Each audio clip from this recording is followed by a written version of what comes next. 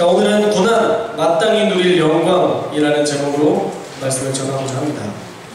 여러분들, 그리스도인으로 살아가는 것은요, 대충 살 수 있는 것을 말하는 것이 아닙니다. 그리스도인이라는 것 자체가 이미 우리는 이제 대충 살 수 없는 존재인 것을 이야기하기도 합니다. 만약 여러분이 대충 살기를 원하신다면 적당히 죄도 짓고 적당히 예수님도 믿고 사는 그런 대충 믿는 삶을 살기를 원한다면 차라리 그리스도인이기를 포기하는 것이 훨씬 나을 것입니다. 이 땅에서 어설픈 양심의 가책으로 살다가 죽음 이후에도 구원을 누리지 못하는 정말 불쌍한, 너무 어설픈 인생이 될 수 있기 때문입니다. 우리가 구원받는 것에 대해서 과거에 한 번 하나님 앞에 우리가 영접하고 하나님 앞에 시인하면 우리가 그 고백을 통해서 영원히 완전히 구원을 얻는 것으로 착각하는 경우들이 참 많이 있습니다. 구원의 시작일 뿐이지 구원의 완성은 아닙니다. 우리가 언젠가 주님 앞에 영접하였던 그것은요, 구원의 시작점입니다. 완성이라 할 수 없습니다. 구원은 늘 현재성이 있어야 됩니다. 미래도 의미 없습니다. 언젠가 받을 구원은 어쩌면 우리에게 큰 의미로 다가오지 않습니다. 간혹 어떤 사람들은 그런 얘기를 해요. 죽기 전에 믿겠다. 내가 제대로 죽기 전에 믿어서 내가 구원받겠다. 여러분, 평소 때 믿음이 없었는데 죽기 전에 갑자기 믿음이 생길까요?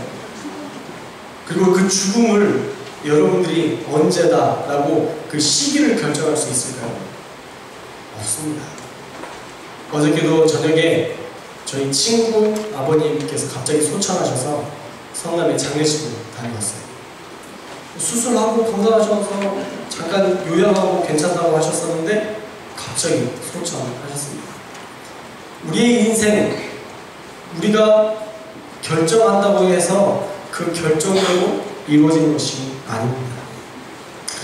우리가 만약 죽기 전에 믿기로 결정했는데 만약 못 믿고 죽으면, 갑자기 교통사고나 갑자기 알 수 없는 그 질병으로 그렇게 죽게 된다 그러면 우리는 땅을 치고 후회하게 될 것입니다. 아니, 후회 이상의 안타까움을 가지고 평생을 살게 될지도 모릅니다.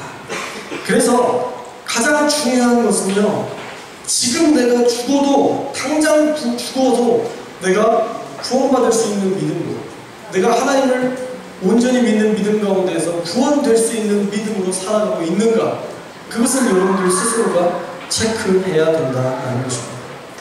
내가 지금 당장 죽었을 때 내가 하나님 앞에서 구원받을 수 있는, 그것이 바로 여러분의 믿음의 구원의 현 주소라는 거예요. 오늘 성경 본문에서도 우리에게 대충 살라라고 말씀하지 않습니다.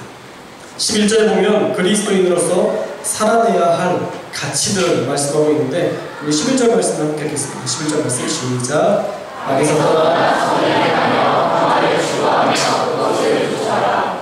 하나님께서 우리에게 말씀하시기를 모든 성경에서 이야기할 뿐만 아니라 특별히 오늘 본문에서도 악을 떠나라 라고 얘기합니다. 그리고 그리스도인은요, 악을 떠나는 삶을 사는 거예요. 악과 연합할 수 없어요. 빛과 어두움이 공존할 수 없습니다. 여러분, 빛과 어둠이 공존할 수 있나요? 아까 우리가 영상을 보기 위해서 불을 다 껐을 때는 어두움이 이곳을 지배했지만 그 어두움의 공간에 빛이 들어오니까 모두가 보이잖아요. 빛과 어둠은 공존할 수 없습니다. 어떻게 그리스도인이 악과 연합할 수 있겠습니까? 그것은 하나님께서 원하시는 방법도 아니고 하나님께서 기뻐하는 모습도 아니라는 거예요. 또 본문에 말씀하기를 선을 행하라 라고 얘기합니다. 원문을 보니까 갈망하라 라고 얘기합니다. 선을 그냥 하고 싶으면 하고, 선한 일이니까 내가 그냥 해봐야 되겠다, 땡기면 하고 안 땡기면 안 하고, 이게 아니라 선을 늘 갈망하라는 거예요. 목말라서 물을 찾듯이 목마른 사슴이 시냇물을 찾아 헤매는 그런 모습처럼 갈망하라는 것입니다. 미친듯이 선을 목말라 해라, 선한 것을 목말라 하며 추구하라, 그것이 바로 하나님께서 우리 그리스도인에게 원하시는 삶이라는 것입니다. 또 평화의 삶을 사라고 이야기합니다. 우리가 만약 평화를 따라 살지 않는다면 그것은 하나님이 원하시는 삶이 아닌 것을 알아야 됩니다. 우리가 평화를 기뻐하지 않고 평화를 따르고 살지 않는 것은요, 평화를 따르려고 하지 않는 것은 하나님께서 기뻐하시지 않는 것임을 알아야 돼요. 어떤 때 그런 일들 있잖아요. 여러분들 직장 다니면서 늘 행복하시잖아요. 상사가 열받게 하고 후배가 치고 들어오고 늘 행복하시잖아요. 그런 행복한 상황 속에서 정말 그 행복함이 폭발해서 다 뒤집어 버리고 싶은, 더러워서 진짜 때려치고 싶은 욕이 절로 나오는 상황들이 우리에게 올 때가 있지만, 그래도 그 마음은 하나님의 마음이 아니라는 것을 우리가 늘 인식해야 된다는 거예요. 내 마음이 뒤집어지고 뒤틀어지고 미쳐버릴 것 같은 그 상황은 하나님께서 원하시는 상황이 아니고 하나님께서 주신 마음도 아니라는 것입니다. 그럴 때 우리는 다시 평화로 돌아와야 합니다. 하나님께서 주신, 하나님께서 우리에게 명령하신 그 평화를 유지하기 위해서 하나님 제게 평화를 주십시오. 제 마음의 이 혼돈 가운데에 하나님 임해 주십시오. 주님을 초청해서 하나님을 구하면서 우리가 그 상황 속에서 그것을 평화로 바꿀 수 있어야 된다라는 것입니다. 야고보서 3장 10절.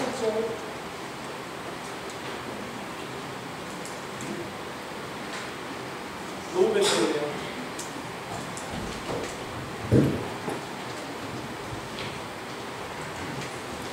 잠시 쉬었죠?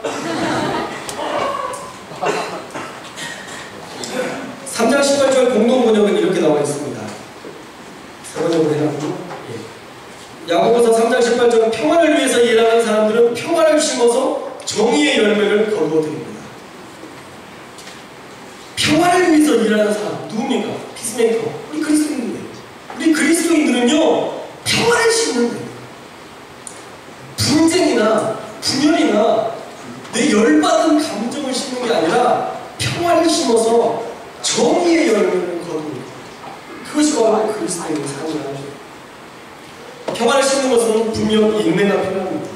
그런데 인내를 가지고 뿌리기만 하면 늘 정의의 열매, 공정하고도 정의로운 열매가 우리 안에 맺혀지고, 또 많은 사람들을 통해서 우리가 존중받고 인정받는 모습으로 우리에게 늘 일어나게 된다는 것입니다.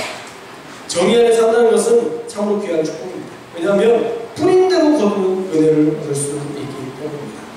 하나님, 우리 모두가 악을 떠날 수 있기를 주님의 이름으로 축복합니다. 아멘. 할렐루야. 아멘. 또 선을 갈망하는 우리 모두가 되시기를 주님의 이름으로 축원합니다. 아멘. 또 평화의 사람이 되기를 간절히 축복합니다. 아멘. 우리는 평화의 사람이 되는 이유는 간단합니다.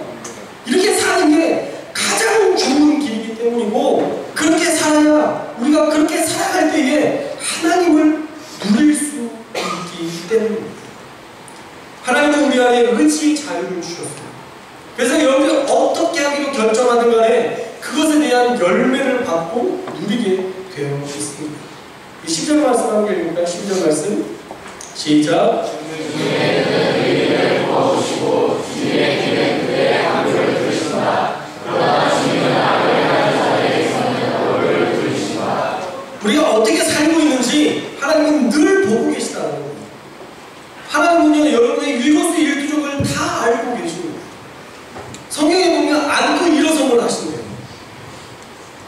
하물며 여러분들이 앉고 일어서는 것, 내가 마이크를 바꾸는 것까지도 하나님은 다 하신다는 거예요. 할렐루야. 하나님은 다 하세요. 다 하시는 그분께서 이야기하시기를 주님께서는 의인의 삶, 평화와 선을 추구하는 삶, 그리고 악을 떠나는 자에게는, 하나님의 뜻대로 사는 그들에게는 주님의 귀가 그들의 간구를 들으신다 말씀하고 있습니다. 하나님 앞에 신실하게 살면서 하나님 앞에 구하는 모든 것들을 하나님께서 들어주신다는 거예요. 얼마나 귀한 축복입니까? 여러분이 구하는 모든 것들을 다 응답받기 위해서 우리가 하나님 앞에 신실하게 살고 평화와 선을 추구하고 악을 떠나면 하나님이 이 모든 것들을 당연히 공급해 주신다는 거예요.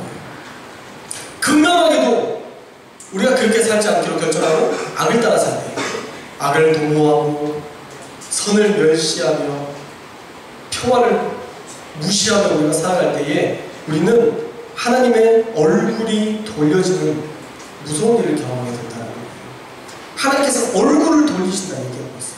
오늘 말씀에 나오잖아요. 악을 행하는 자들에게는 얼굴을 돌리신다. 무서운 말입니다. 하나님께서 귀 기울이는 자와 하나님의 얼굴을 돌리십니다.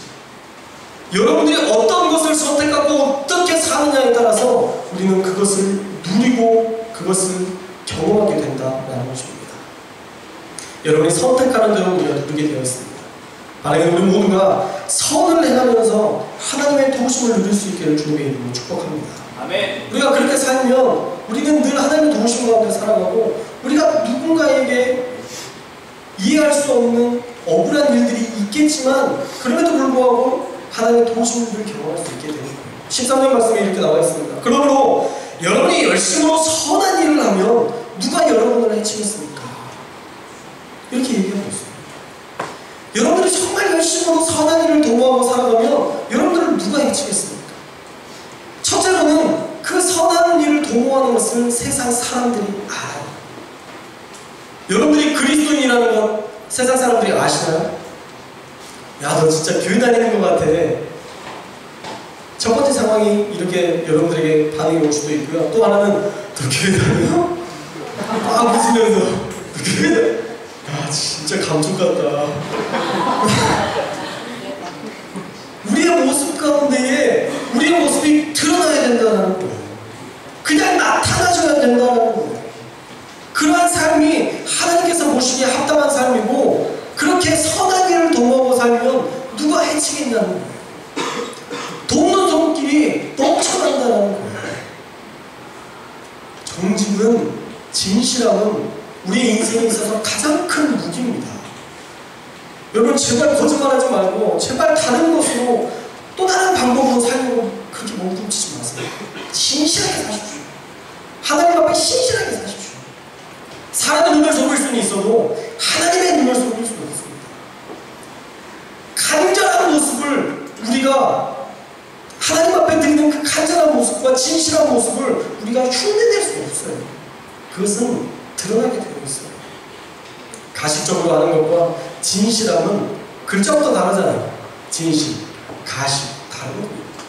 다른 사람들이 다 그것들을 알고 다 눈치채게 되어 있어요. 우리가 선한 일을 도모하면 그 누구도 우리를 해치는 자들이 없을 뿐만 아니라 그런 해침을 당할 그 즈음에 하나님께서 또 함께 하셔서 도우신다라는 거예요. 선을 행하는 자는 하나님께서 귀 기울이시고 도우십니다. 또 정의를 위해서 고난받으면 해함을 받는 것에서 구원을 받을 뿐만 아니라 복된 인생이 된다 얘기합니다. 우리가 정의를 위해서 살아가면 고난받을 그 즈음에 하나님께서 구원을 주시고 우리에게 복된 인생을 주신다라는 거예요. 14절 말씀 함께 읽겠습니다. 14절 말씀 시작.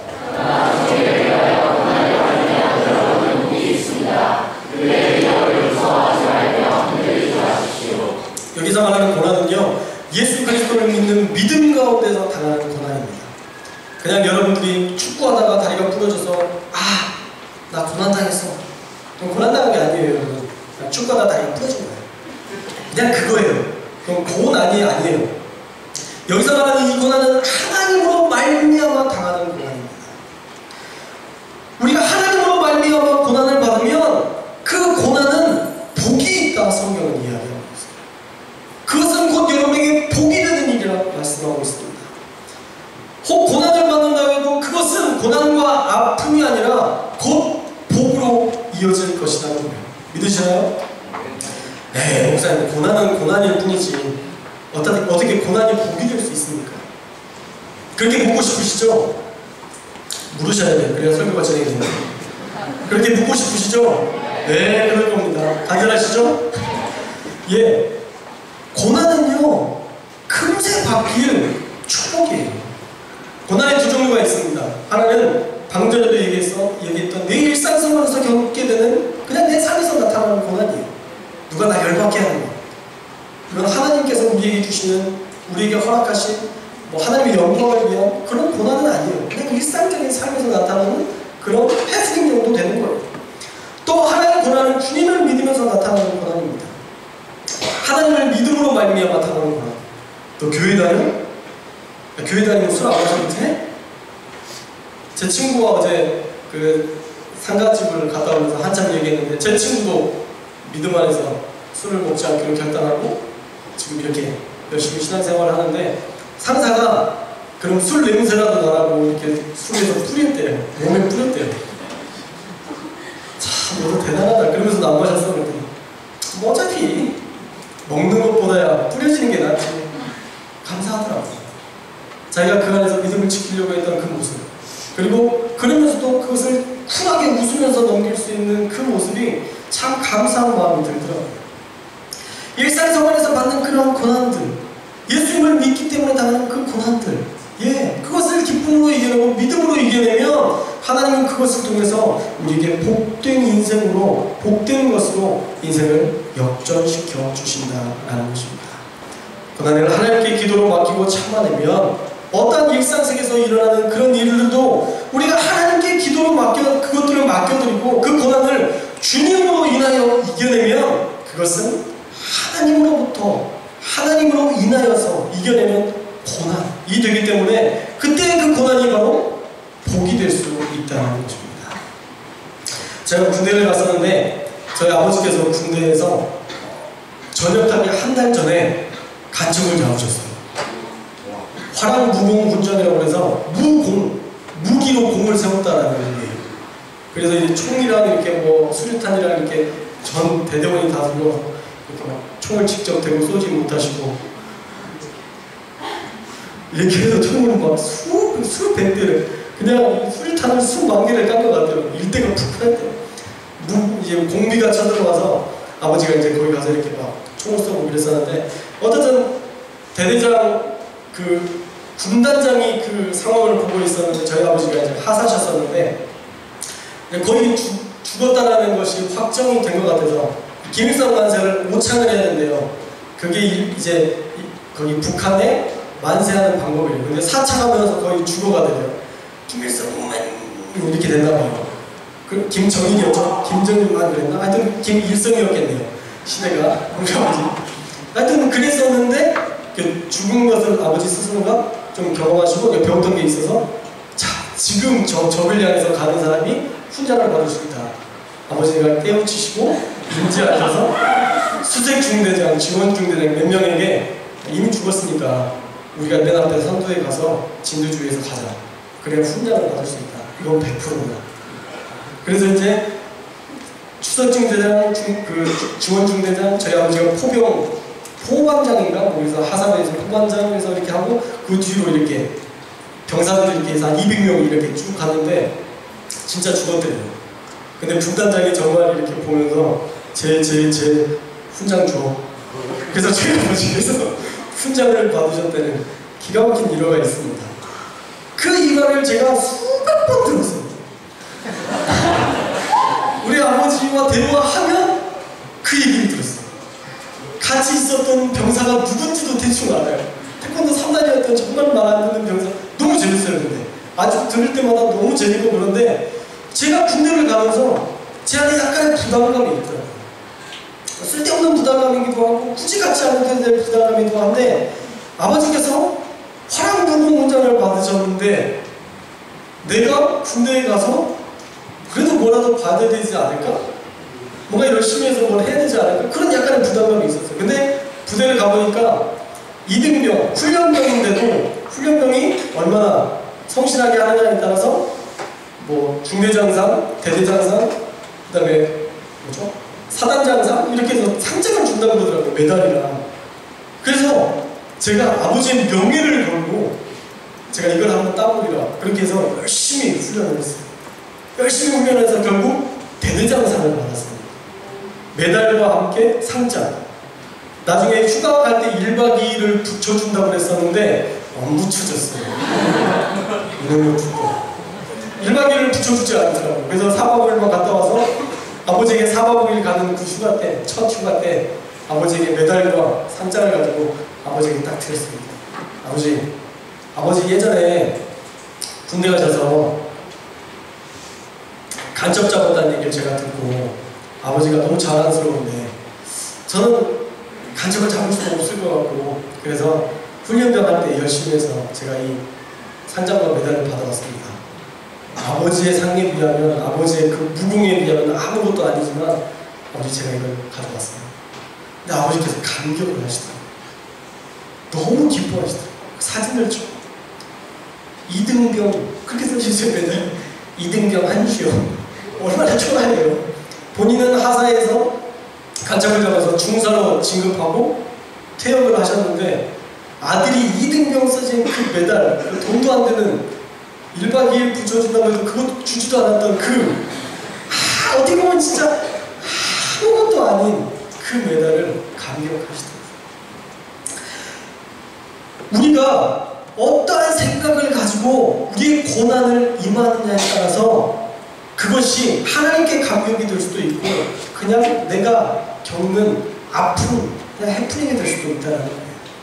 여러분의 삶 속에서 그런 많은 고난이 있을 때에 하나님을 믿는 믿음으로 그것을 이겨낸다고 하면 그것은 너무도 귀한 일이고 그것은 하나님께서 복을 주시고자 하는 축복의 통로가 될 수 있다는 것입니다. 고난을 겪을 때 누구와 함께 누구를 생각하며 누구의 마음으로 그 일을 하는가에 따라 다르다는 겁니다. 여러분이 만약 고난을 겪을 때 예수님과 함께 예수님의 삶을 생각하고 예수님의 마음으로 그 일들을 한다면 그 일은 선한 일뿐만 아니라 하나님께서 이루시는 복된 일이 될 수 있다는 것입니다. 그렇게 하나님과 함께 하는데 하나님께서 외면하시는 일이 없다는 거예요. 아버지의 마음을 감동시키고 아버지와 늘 상의하는 자를 하나님이 외면하시지 않고 복 주시겠다 약속하십니다. 사랑하는 여러분, 오늘은 순교자 주일입니다. 우리 성결교회에서 순교자 주일로 결정한 순교자 주일이에요. 정말 많은 믿음의 선진들이요 수많은 고난을 겪으면서도 그 고난 가운데에서 그 아픔 가운데에서 하나님을 믿는 믿음으로 이겨냈습니다. 하나님을 믿는 믿음으로 죽음조차도 두려워하지 않고 자신의 생명을 드렸습니다. 여러분은 주를 위해서 어떤 것을 드리시겠습니까? 여러분들은 주님을 위해서 과연 무엇을 희생하고 있습니까? 하나님이 우리를 일꾼으로 부르시지는 않으셨습니다. 내가 너를 일 지킬 것이다. 그러니 날 따르라. 너는 나의 노예일 뿐이다. 하나님은 그렇게 우리를 부르시지 않으셨습니다. 하나님 우리를 자녀 삼아 주셨습니다. 여러분들을 너무 사랑해 주셨습니다. 우리가 하나님을 위해서 봉사하는 것은요 봉사하면 축복받을 것 같아서 봉사하는 게 아니라 주님을 너무 사랑해서 이 일들을 감당하고 싶은 마음이 들어야 되는 거예요. 여러분들이 하고 있는 셀리더, 교사, 여러분들이 하는 모든 봉사들이 그래요. 여러분들이 무의미하게 봉사하는 거라면 아무 일도 아닌 거예요. 하나님을 생각하지 않고 봉사하고 있다면 그것은 아무것도 아닌 일입니다. 찬양대, 찬양팀, 연주를 위한 연주를 하고 있다면 그것은 예배가 아니에요. 연주하면서 뭔가 야 이거 연주 기가 막혀. 진짜 잘 돼. 오늘 왜 이렇게 하모니가 잘 맞니? 하나님께 영광 돌리는 것은 아무것도 없고 연주에만 집중되어 있다면 그것은 아무것도 아닌 일이에요. 셀리도 하나님을 사랑하는 마음 없이 섬기고 있다면 아무 역사 일어나지 않아요. 내가 정말 하나님을 사랑하는 마음에 충만해서 섬기면 역사가 일어나지만 그렇지 않으면 그냥 흘러가는 거예요. 뭐 하고 지냈어? 아, 잘 지냈어요. 나도. 오늘 빨리 끝내자. 너무 아름답죠? 너무 좋지만 우리가 셀리더를 하면서 궁극적으로 봐야 될 것은요 영혼이 바뀌는 것을 봐야 합니다. 여러분 영혼이 바뀌는 거 보고 싶지 않으세요? 영혼이 변화되고 영혼이 하나님 앞에 더 가까이 나가는 걸 갈망하는 그 모습 보고 싶지 않으세요? 보고 싶다면 이제 셀리더로 여러분들이 생기시면 됩니다. 정말 그래요. 제가 목회를 하면서 제일 감격적일 때가 그거예요. 그냥 교회에 처음 나왔는데 이 친구가 막 신앙이 잘해요. 신방을 하면 막 자신의 삶을 나누고 그러다가 목사님 저 이런 거 결단했어요.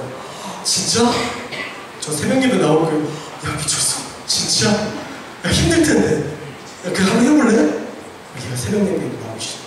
그러면서 또 말씀을 듣고 변화되기 시작. 영적으로 성장하는 것을 보면서 얼마나 감격스럽죠.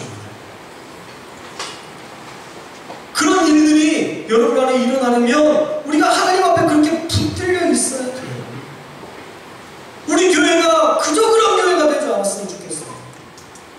어쩔 수 없어서 셀리도 하고 어쩔 수 없어서 찬양팀 하고 목사님 무릎 꿇고 비니까 뭐 무슨 봉사 하나 해주고 저 그런 교회가 되지 않았으면 좋겠어요. 자발적으로 모든 것들이 이루어지고 이 목사님이라는 이 직분은 나라는 존재는 별로 쓸데없는 존재가 되었으면 좋겠어요. 여러분 안에서 이미 하나님으로부터 공급을 다 받고 이곳에서 그냥 예배드리는 그 자체로 감격하고 이 자체로 변화되는 그런 역사들이 일어났으면 좋겠어요. 여러분이 그 일들을 감당할 수 있습니다. 여러분만 변화되면 됩니다. 누구의 탓도 아니에요. 목사님 탓도 하지 마십시오. 상처받아요. 우리 모두의 탓이에요. 내 탓이에요. 내 탓이라고 했으니까 목사님 탓이는 그러지 마십시오. 우리 모두의 탓이에요. 내가 변화되지 않으니까 내 친구가 변화되지 않는 거고요. 내가 변화되지 않으니까 내 삶이 변화되지 않는 것이고요. 내가 변화되지 않으니까 내 주변이 바뀌지 않는 거예요. 여러분이 바뀌면 세상이 바뀌어요. 여러분이 하나님 중심으로 살면 세상이 하나님을 보게 돼요. 네 안에 계신 하나님이 어떤 분이시냐 알고 싶다. 그 사람들에게 전도하지 않아도 그들이 하나님을 물어봐요. 하나님은 어떤 분이신지. 우리가 그 일들을 감당할 수 있었으면 좋겠습니다. 주를 위해서 죽을 수 있습니까? 죽을 수 있었으면 좋겠습니다. 언젠가 기회가 된다면 언제든 죽을 수 있는 각오가 되어 있었으면 좋겠습니다. 그리고 혹시라도 내가 그렇게 죽을 수 없다면 주님과 함께 동행하며 사십시오. 죽지 말고 사십시오. 하나님과 좀 동행하며 사십시오. 성령학교에 지금 16명의 청년들이 지원해서 성경 공부를 하고 있어요. 어제 처음으로 같이 나눴는데 한 4명 정도가 안 나왔는데 회개하시고 그 4분들은 따로 교육을 할 겁니다. 어제는 많이 안 나가서요. 걱정하지 않으셔도 돼요. 성령학교를 진행하면서 다시 내 안에 감격이 찾아오더라고요. 내가 놓치고 있었던 것들을 다시 조금씩 찾게 되는 것 같아요. 내가 주님과 동행하면서 누렸던 그 놀라운 축복과 그 놀라운 은혜를 다시 한번 제가 곱씹게 되는 것 같아요. 그럼 하나님과 동행하십시오. 여러분 하나님과 동행하면 죽지 않아도 기회가 되면 오히려 여러분들이 죽음으로 갈 겁니다. 순교자들이 죽음을 각오하고 매일 살았을까요? 아닐걸요. 그 사람들도 인간들인데 죽음이 안 두려웠겠어요? 그 사람들도 사람들인데 죽음이 안 무서웠겠어요? 무섭죠. 그러나 하나님과 동행하면 내 죽음이 끝이 아닌 것을 알기 때문에 내가 더러워서 그냥 죽여라 이렇게 죽는 죽음이 아니었어요. 그분들은 이 죽음을 통해서 내가 그렇게 간절히 원했던 하나님을 볼 수 있고 예수 그리스도를 만날 수 있었기 때문에 그들의 죽음이 그들에게 가치가 있는 것이었어요. 할렐루야. 우리가 죽는 그 죽음이 예수 그리스도가 분명하면 그 죽음은 더 이상 우리에게 무서움과 두려움과 다가오지 않는다는 거예요. 여러분 안에 늘 주님과 동행하는 그 역사들이 있기를 주님의 이름으로 축복합니다. 아멘. 그러기 위해서 여러분 많이 기도하셔야 돼요. 여러분 좀 수시로 기도하십시오. 할렐루야. 아멘. 날마다 기도하십시오. 할렐루야. 아멘. 많이 기도하시면 그만큼 하나님의 그 은혜를 우리가 많이 경험할 수 있어요. 저희 형님이 최근에 천야 기도를 작정하시고 저희 조카랑 같이 천야 기도를 한다고 그러더라고요. 찬양 기도를 하는데 이제 기도를 마치고 또 찬양 운행을 하고 이렇게 돌아오는 길에 갑자기 하나님의 음성이 들리더래요. 저희 형 이름이 한기형인데 제가 시형이고 기영아 고라니 조심해라 그런 마음을 주시더래요. 그러면서 고라니? 어쨌든 이렇게 계속 기도했으니까 또 우리 형도 목사님이시니까 하나님의 음성을 듣는 그런 훈련들이 돼 있어서 조심해야 되겠다. 그리고 속도를 잠깐 조금 늦췄는데 갑자기 고라니가 튀어나와서 확 지나가요. 놀랍죠? 하나님은요, 하나님과 가까이 하려고 하면 그런 것까지도 얘기하시는 분이세요. 내 삶에 내 앞에 지나갈 불안이까지도 하나님이 미리 얘기하시고 그 사고를 막아주시는 분이라는 거예요. 다윗이 그렇게 살았잖아요. 전쟁 가운데서 그렇게 살았고 어려운 가운데서 주님을 의지하며 살면서 그 모든 것들을 이겨냈잖아요. 주님과 동행하는 그 동행을 통해서 우리는 늘 하나님을 경험할 수 있습니다. 그리고 그 동행이 채워져서 우리와 함께 하시는 그 하나님 우리 안에 너무도 분명해지면 그때 비로소 우리가 주를 위해서 죽을 수 있는 그런 역사들이 일어난다라는 것입니다. 사랑하는 여러분, 순교자 주기를 통해서 여러분에게 권면합니다. 주님과 더 동행하기를 갈망하며 사시기를 주님에게 축복합니다. 아멘. 그리고 바른 것을 추구하고 바른 것을 믿고 바른 것 안에서 사는 자가 되기를 소망합니다. 아멘. 악을 따르지 않고 선을 갈망하고 또 평화를 추구하는 그러한 삶이 우리 인생이 되시기를 주님에게 축복합니다. 아멘. 또 15절 16절 말씀에 이렇게 얘기하고 있어요. 거룩함에 대해서 이야기하고 있고요. 온유한 마음으로 답변할 것들을 준비하라 라고 얘기하고 있습니다. 여러분 신앙생활을 하면서 거룩함, 악을 따르지 않는 것과 또 다른 게 거룩함이에요. 거룩함은 성령 충만한 상태를 이야기하는 것입니다. 거룩함은 불순한 것이 들어와 있지 않은 상태를 얘기하는 거예요. 여러분들이 하나님을 믿는 믿음 안에서 불순하지 않았으면 좋겠어요. 여러분의 하나님을 믿는 믿음이 그 이유가 하나님 때문에 우리가 하나님을 사랑하고 하나님을 존중해야지 하나님께서 주시는 그 어떤 것 때문에 하나님을 바라지 않았으면 좋겠어요. 내가 열심히 기도하면 내가 사랑하는 어떤 무엇을 주시겠지. 내가 열심히 기도하면 하나님께서 어떤 것을 채워주시겠지. 그런 기도는 1차원적인 기도예요. 1차원적인 기도. 봐봐, 내가 밥 다 먹을 테니까 밥 다 먹으면 음료수 사줘. 쥐가 먹으면 쥐가 건강해지는 거지. 왜 내가 음료수를 사줘야 돼요? 안 먹으면 야 배고프면 말아. 난 얘기 아이들에게 이렇게 얘기하거든요. 자기가 밥 안 먹으려면 먹지 마. 근데 대신 이제 더 이상 너 먹을 거 없어요. 분명히 알아야 돼. 굶겨요. 근데 지가 배고파서 나중에 잘 먹어요. 그때 우리 그러면 잘 먹는 음료수를 하는 테니까 꼭 먹어야 돼. 그렇게 할 필요가 없어요. 시장의 반찬이라는 걸 아시죠? 아이가 더 잘 먹습니다. 아이를 더 먹으려고 해서는 안 돼요. 뭘 얘기하려다 얘기했죠? 거룩함. 예, 거룩함으로 순전함으로 우리가 살아가야 되는데 그 순전함은요 우리가 어떠한 악도 우리 안에서 용납하지 않은 상태가 되어야 되는 거예요. 근데 우리가 그렇게 살 수 있느냐? 여러분 완전히 거룩하게 사실 수 있으세요? 그렇게 거룩하게 살 수 있을까요? 쉽지 않죠. 세상에 살면서 어떻게 거룩하게 완전하게 살아요? 저도 기도하면서 살긴 하지만 세상에서 나 열받게 하는 수많은 일들이 일어나요. 차를 몰고 가는데 어떤 고등학생이 갑자기 내 쪽으로 자전거를 휙 했다 이렇게 가더라고요. 난 얘가 넘어지는 줄 알고 내가 앞에서 갔는데 이렇게 했다 이렇게 하니까 얘들이랑 다 탔는데 브레이크를 어떻게 밟아야 되는 거 너무 놀랐어요. 근데 희시덕거리고 가더라고요. 제 좋지 않은 차지만 가가지고 한쪽에 세워놓고 내려. 자전거도 내려. 야, 너 이렇게 하면 진짜 위험한 거야. 죽으면, 그럼 너 진짜 죽을 수도 있어. 조심해. 자, 조금 좋게 얘기한 겁니다. 정말 화가 이렇게 나서, 그랬더니 우리 아내가 나와서, 조심해야 돼요. 그래서 잘 수습해서 이제 그냥 들어왔는데, 혹시라도 또 우리 학생들일까봐 제가 그렇게까지 강하게 하진 않았어요. 너무 크게 상상하지 마세요. 제 안에도, 제 삶 속에서도 늘 그렇게 힘들고 어려운, 내가 내 스스로의 삶을 조절할 수 없는 그런 문제들이 늘 일어나요. 그런데 그때마다 우리가 깨어있어야 된다는 거예요. 그런 상황 속에서 늘 깨어있어야 된다는 거예요.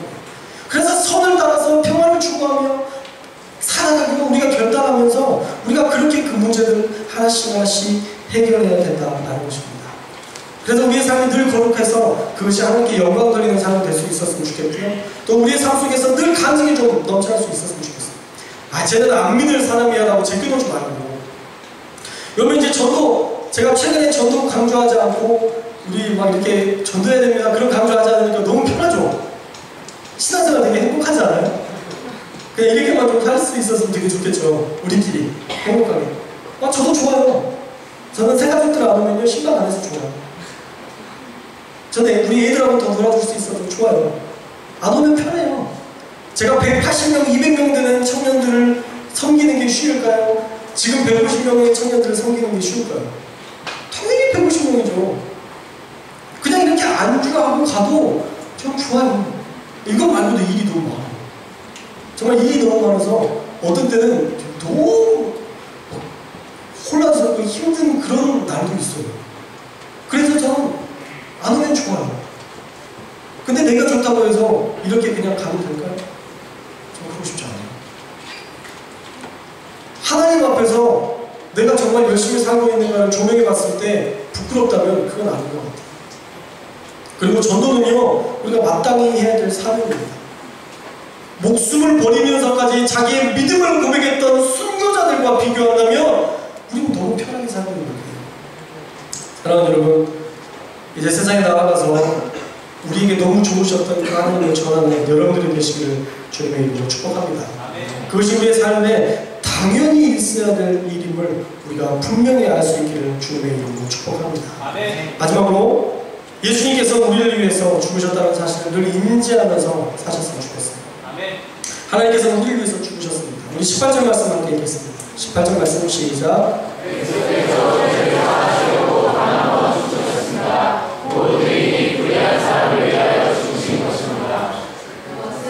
그것은 그가 일부러는 죽임을 당하시고 영으로는 살리심을 받으셔서 여러분을 하나님 앞으로 인도하시려 것입니다. 예수님께서 죽임 당하신 이유와 목적은 바로 우리를 하나님 앞으로 인도하려는 큰 뜻이 있었다는 거예요. 여기도 나와있죠? 그것은 그가 육으로는 죽임을 당하시고 영으로는 살리심을 받으셔서 여러분을 하나님 앞으로 인도하시려는 것입니다. 예수님께서 죽으셨던 목적은 바로 여러분들을 하나님 앞으로 인도하시기 위함이었다라는 거예요. 바로 여러분이 하나님의 예수님의 죽으신 돌아가신 목적과 이유였다라는 것입니다. 예수님의 고난은 분명한 목적이 있었습니다. 바로 여러분을 하나님 앞으로 인도하기 위해 바로 귀한 사명이 있었다는 거예요. 그래서 예수님은 흔들리지 않으셨습니다. 얼마든지 자기 능력으로 자신이 십자가를 지는 것에 대해서 바꿀 수 있었지만 그는 바꾸시지 않고 그 길을 걸어가셨습니다. 예수님의 유일한 목적이 바로 우리였다는 거예요. 여러분이었다는 거예요. 여러분이 예수님의 목적이셨습니다. 그래서 이제 우리도 예수님이 우리의 목적이 되는 그런 삶을 살아야 될 줄 믿습니다. 예수님만 우리가 목적이 되시는 게 아니라 이제 우리도 예수님이 우리의 삶의 목적이 되어야 된다는 거예요.